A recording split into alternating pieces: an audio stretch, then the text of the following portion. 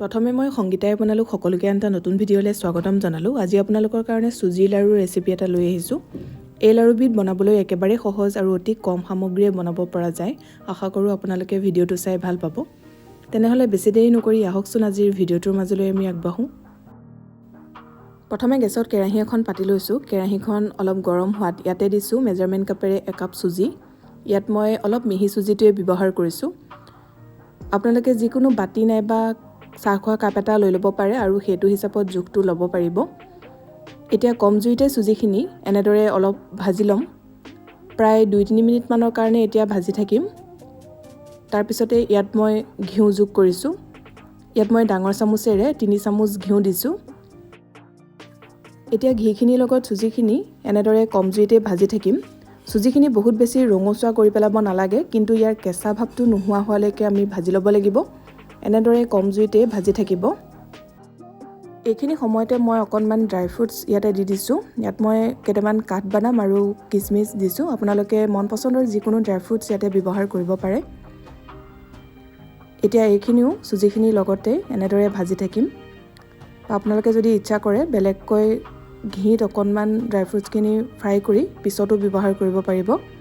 আৰু যদি তেনেদৰে ফ্ৰাই কৰি নলয় তেতিয়া এইখিনি সময়তে দি ল'ব। তেতিয়া সুজিখিনিৰ লগতে ড্ৰাই ফ্ৰুটছখিনিও ভজা হৈ যাব। সুজিখিনি ভালদৰে ভজা হৈ গ'লে অলপ ভজা ভজা গোন্ধ এটাও আহে।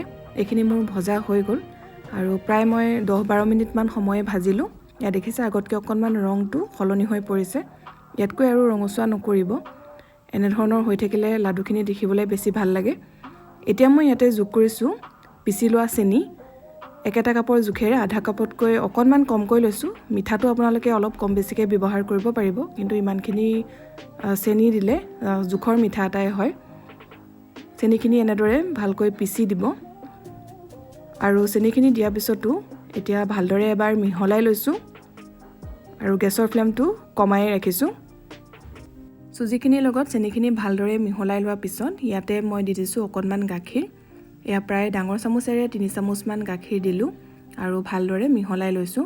চুজিৰ মিশ্ৰণটো বহুত বেছি পাতলীয়া কৰি পেলাব নালাগে, অলপমান জেকা জেকা ধৰণৰ হ'লেই হ'ব। এয়া দেখিছে গাখীৰখিনি দিয়াৰ পিছত খুব ভালকৈ এনেদৰে মিহলাই ল'ব। আৰু গাখীৰখিনি মই আগতীয়াকৈ গৰম কৰি ঠাণ্ডা কৰি লোৱা গাখীৰে ব্যৱহাৰ কৰিছোঁ। চুজিৰ মিশ্ৰণটো অলপমান ওচৰৰ পৰা দেখুৱাইছোঁ। দেখি চাগে ধৰিব পাৰিছেই। এনেধৰণৰ অলপ লদা লদা নিচিনা যেতিয়া হ'ব সিমানটো জোখত ৰাখি দিলেই হ'ব। ইয়াতকৈ বেছি পাতল নাইবা ইয়াতকৈ শুকান কৰি নেপেলাব। বেছি শুকুৱাই পেলালেও লাডু বান্ধিবলৈ অলপ অসুবিধা হ'ব। এতিয়া মই গেছৰ ফ্লেমটো অফ কৰি দিলোঁ আৰু চুজিৰ মিশ্ৰণখিনি বাতি এটালৈ উলিয়াই লৈছোঁ। এতিয়া অলপমান ঠাণ্ডা হ'বলৈ দিম। যেতিয়া হাতেৰে চুব পৰা অৱস্থা হ'ব তেতিয়া আমি লাৰু বান্ধি ল'ম। হাতত অকণমান ঘিউ সানি লৈছোঁ, তেতিয়া লাৰুবিলাক বান্ধিবলৈ সুবিধা হয়। আৰু এনেদৰে চুজিৰ মিশ্ৰণ অলপ লৈ প্ৰথমে অলপমান টানকৈ এনেকৈ বান্ধিব, তাৰপিছতে আলসুৱাকৈ গোল কৰিব। একেবাৰে সহজতে হৈ যায়। এয়া দেখিছে এটা লাৰু বান্ধি লোৱা হৈ গ'ল। ঠিক তেনেদৰে বাকীখিনিও এতিয়া মই বনাই যাম। যদি মিশ্ৰণখিনি বহুত বেছি ঠাণ্ডা হৈ গ'লে লাৰু বান্ধিবলৈ আপোনালোকৰ অসুবিধা হয়, বেছি শুকাই যোৱা যেন পায়, তেতিয়া অকণমান ইয়াতে গাখীৰ যোগ কৰি ল'ব পাৰিব। এচামুচমান গাখীৰ যোগ কৰি ভালকৈ সানি ল'ব, তাৰপিছতে লাৰু বান্ধিব। তেতিয়াও খুব ধুনীয়াকৈ হৈ যায়। এয়া মই লাৰুখিনি বনাই লোৱা হৈ গ'ল। অকণমান ডাঙৰ ডাঙৰকৈ বনাইছোঁ আৰু 1 কাপ চুজিৰ পৰা এয়া 12টা লাৰু হৈছে।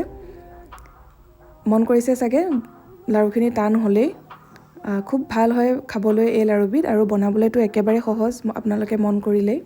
লাৰুকেইটা সম্পূৰ্ণকৈ ঠাণ্ডা হোৱাৰ পিছত এয়াৰটাইট কণ্টেইনাৰত ভৰাই 3-4 দিনমানলৈকে খাই থাকিব পাৰিব আৰু ফ্ৰিজত থ'লে অলপ দিন বেছিকৈ থ'ব পাৰিব।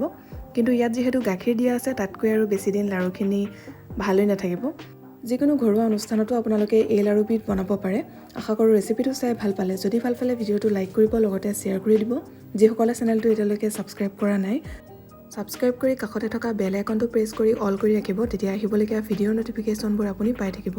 আকৌ লগ পাম নতুন ৰেচিপিৰ সৈতে। ভিডিঅ'টো চোৱাৰ কাৰণে বহুত বহুত ধন্যবাদ।